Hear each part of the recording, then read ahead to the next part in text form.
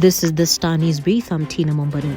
Deputy President Riggy G is in a tight corner after President William Ruto co-opted key opposition luminaries into government, a deal that brings Raila at the heart of power.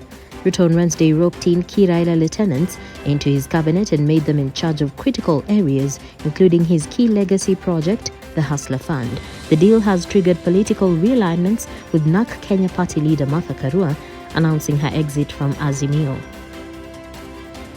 Get a copy of the Star by subscribing to our e-paper for only 40 shillings by logging on to www.mgazzetti.com. Opposition Chief Raila Odinga on Thursday endorsed the nomination of his key lieutenants into President William Ruto's cabinet. This is even as his allies in the Azimio la Umoja (ODM) clashed, with some saying they will never work with Ruto.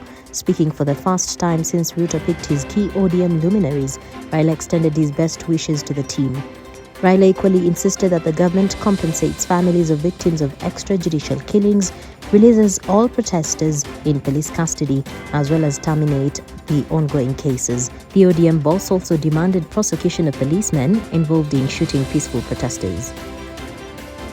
The Chief Administrative Secretary positions are set to be scrapped and the number of Principal Secretaries capped in a radical move to cut down the cost of running the government. In the resolution by the Senate, lawmakers have decided to introduce legislation to merge parastatals and state agencies that perform duplicate functions to achieve a lean government. Recently, Parliament approved an amendment to the Act, effectively allowing the President to pick CASs. Police officers are headed for a windfall following National Assembly's approval of additional 3.5 billion shillings budget to cater for their pay increase. President William Ruto yesterday said the more than 150,000 personnel will get a pay rise. The percentage of the pay rise will be announced later, officials say. This is one of the pledges Ruto made to the police service. A task force chaired by former Chief Justice David Maraga last year recommended a pay rise for the police, prisons, and NYS officers. And the race to fill some of the lucrative positions in the minority side has begun in Parliament, days after President William Ruto named 4 ODM linchpins to his expanded cabinet. Those picked included the 2 ODM deputy party leaders, former governors Hassan Joho and Wycliffe Oparanya, and the National Assembly's Public Accounts Committee chairman John Buddy.